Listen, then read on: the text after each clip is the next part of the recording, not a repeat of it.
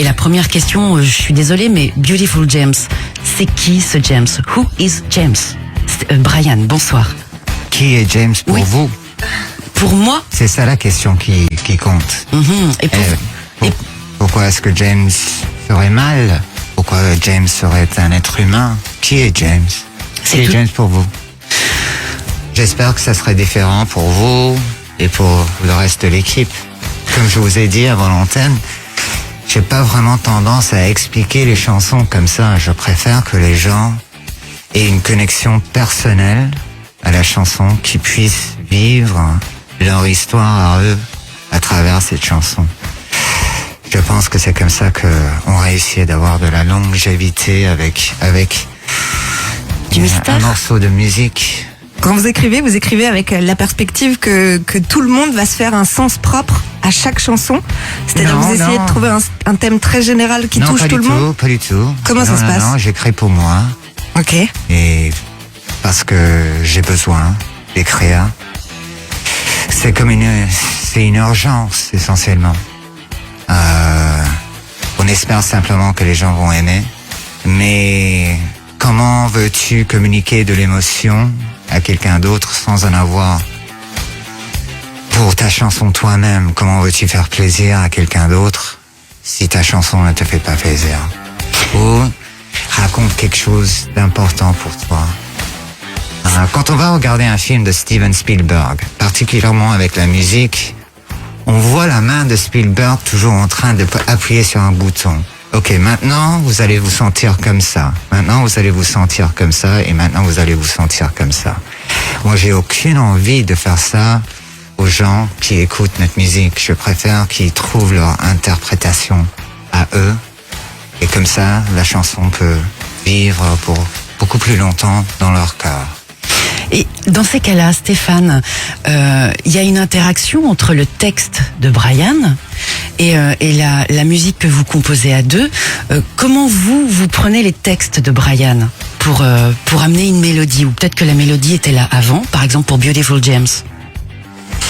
I mean, the process is quite instinctual when it comes to writing our music, and the way that we react to it is first on an emotional basis, you know. And if we both feel that it is that it feels right, you know, if our gut says it's right, that's usually the starting point for our songs. C'est un processus très instinctif et donc ils se rejoignent sur la musique et ça part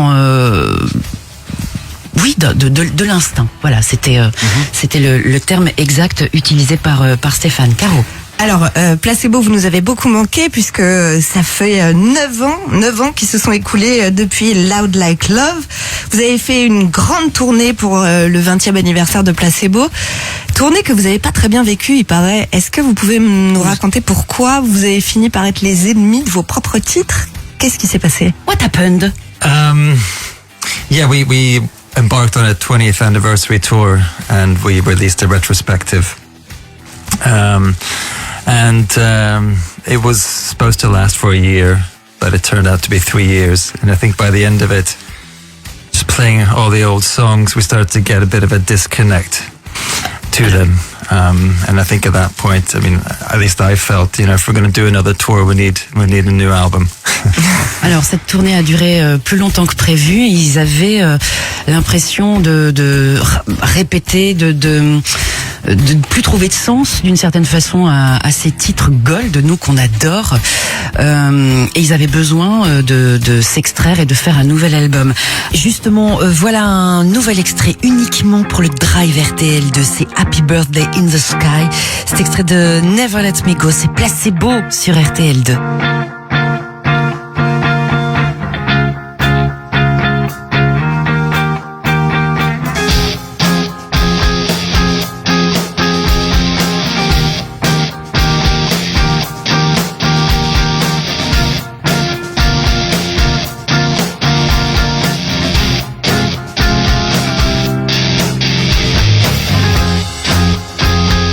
Darling, happy birthday.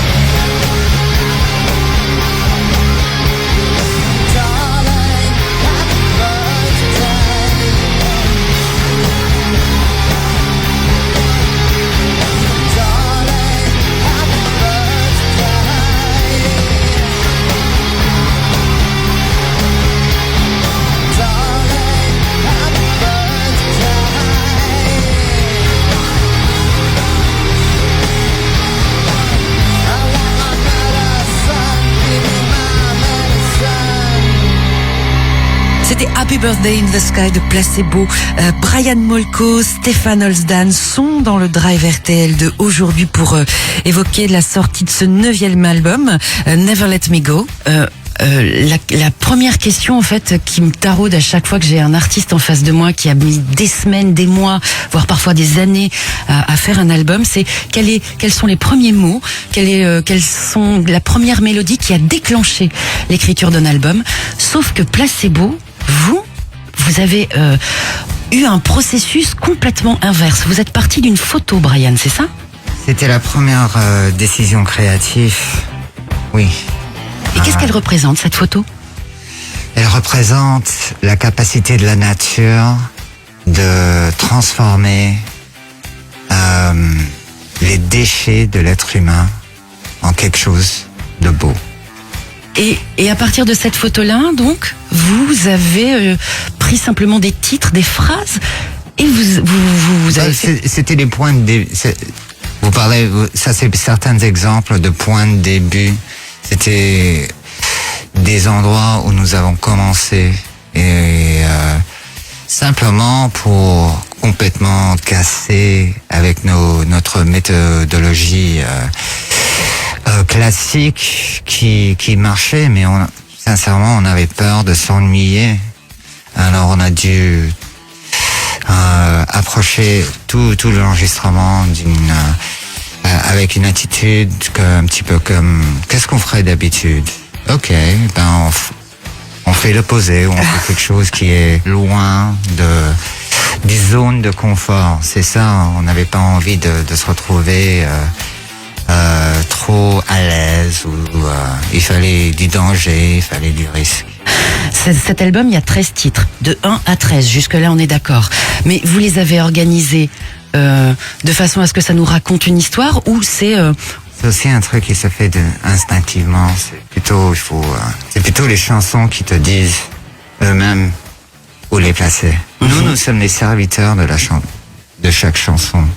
Nous n'avons pas de dominion sur les chansons. C'est eux qui nous parlent et qui nous disent où les positionner et quoi faire avec. Ou s'il y a un manque.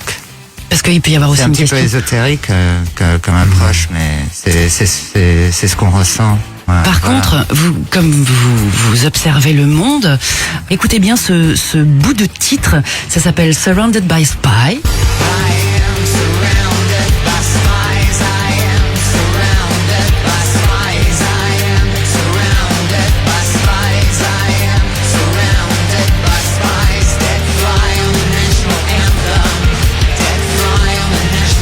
C'est un morceau assez oppressant, assez musicalement, il y a cette batterie qui roule, qui est forte, qui est là, enfin voilà. Et dans ce morceau-là, en fait, Brian, vous évoquez le fait qu'on est scruté.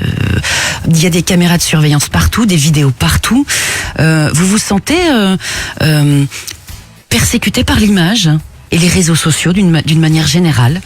Je me sens pas persécuté par les réseaux sociaux, c'est vraiment très très simple, il faut seulement pas s'engager avec, voilà, mais oui, je me sens oppressé par la surveillance. Y a-t-il un endroit encore sur ce putain de monde où on peut aller sans se faire regarder par des gens? Il n'y a pas assez de mystère dans ce monde, je trouve.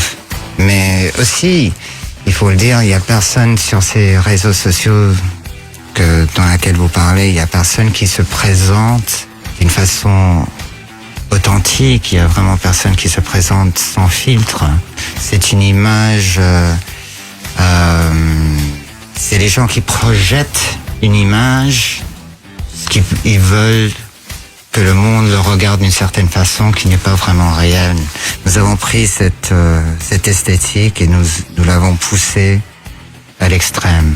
Et vous poussez le concept si loin d'ailleurs que la date que vous avez faite au Trianon s'est faite sans portable. Les gens ne vous filmeront pas même 2 minutes. Nous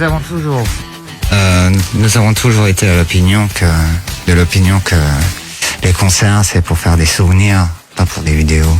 Et ça rend notre boulot très difficile. Parce qu'on est là pour jouer de la musique pour des gens, pas pour des caméras. Merci Placebo, merci Brian Molko, merci Stéphane à vous. Olsdal. Merci. Je vous Merci rappelle la beaucoup. sortie de Never Let Me Go, album qui est donc sorti aujourd'hui. Pour être complet sur Placebo, samedi à 19h, donc demain à 19h, Pop Rock Collection La Story reviendra sur la trajectoire de Placebo. Merci les garçons. Et on se quitte avec un nouvel extrait de Never Let Me Go, ça s'appelle Try Better Next Time. Ça a tout d'un tube et c'est dans le Drive RTL2. Merci encore les garçons. At the core of the earth, it's too hot to breathe. There's nothing much to eat. Everybody leaves. There's a place in the forest where the animals dance, carefree and joyous, like nobody's watching. Nobody's watching. So they laugh, they dance around mahogany trees, completely unawares they're gonna end up as meat. Nobody's watching.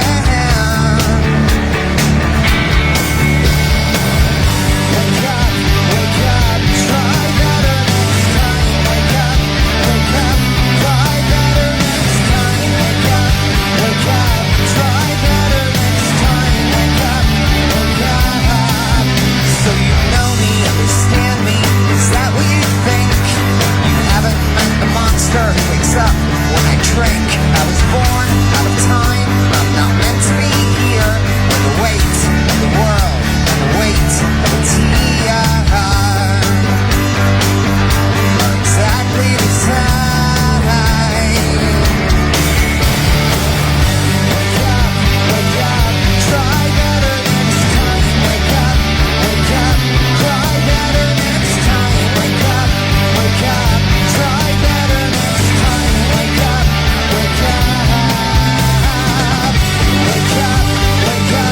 try better next time. Wake up, try better next time. Wake up, try better next time. Wake up. There's a spot in the ocean, and that's where we'll meet. Somewhere far away is where fish can nibble at our feet, and we can grow fins, go back in the water. Grow fins, go back in the water. Grow fins, go back in the water. Grow fins, go back in the water. Wake up, try better next time. Wake up, try better next time. Wake up, try better next time. Wake up, try better next time. Wake up, try better next time. Wake